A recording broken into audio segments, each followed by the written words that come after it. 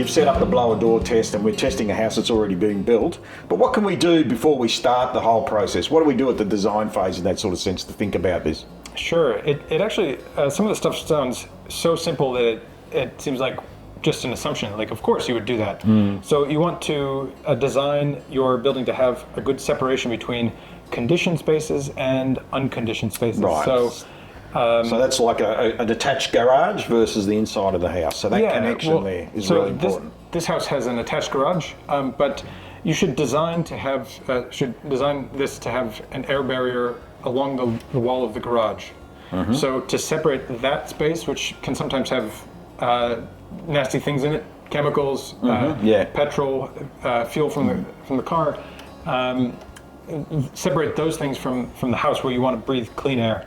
You also want to separate zones like an unconditioned roof space from the inside. So you want to make sure that this living space is well contained. So that's you can do that very simply with just indicating on a drawing where your air barrier separation should be. Right, so that's the place to start, the drawing, and working out where your air barrier areas will be. Yeah, and you can also see on the plans some basic things, you can see ahead of time some challenges, like where there's services for the bathroom, say plumbing.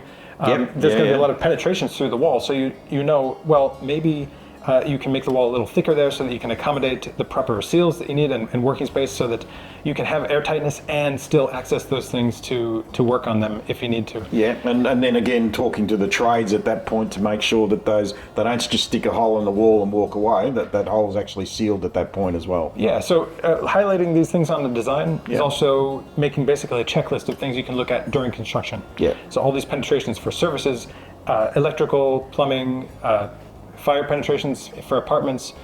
Those are all things that you can see ahead of time on the plans and then make a plan to commission or inspect those things along the way during construction. Okay.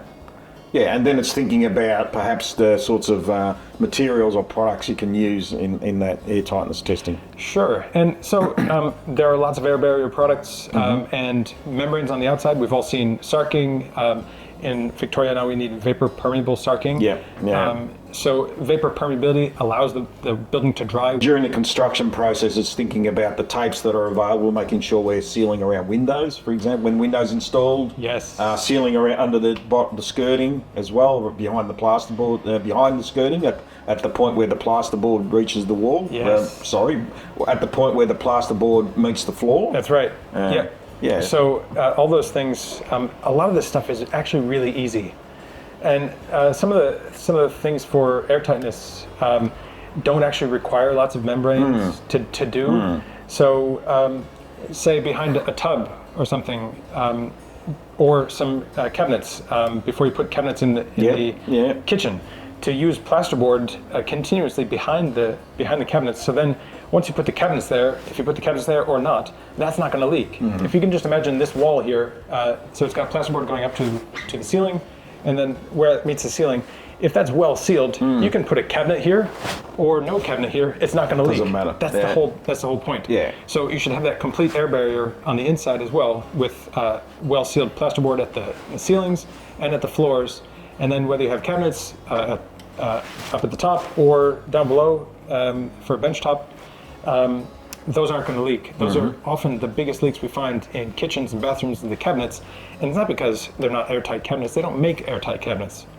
It's that there's no basic air barrier in the form of some cheap and available plasterboard behind them. Yeah, and the other point that becomes an issue are cavity sliding doors as well. And there are techniques and methods to seal those correctly, aren't there? Absolutely. Yeah, we've got a lot of good examples from a lot of your training materials about basically when that's installed to seal that cavity slider enclosure before it's covered with plasterboard. Because otherwise, again, that air is just going straight up into the ceiling space, the wall space, or dust and what have you can come through that as well. Because that's the other benefit of air tightness, isn't it? There's the improved air quality, but also we're getting less dust, less insects coming in as well. Absolutely. Yeah, if you watch where the bugs come in, they come in through cracks.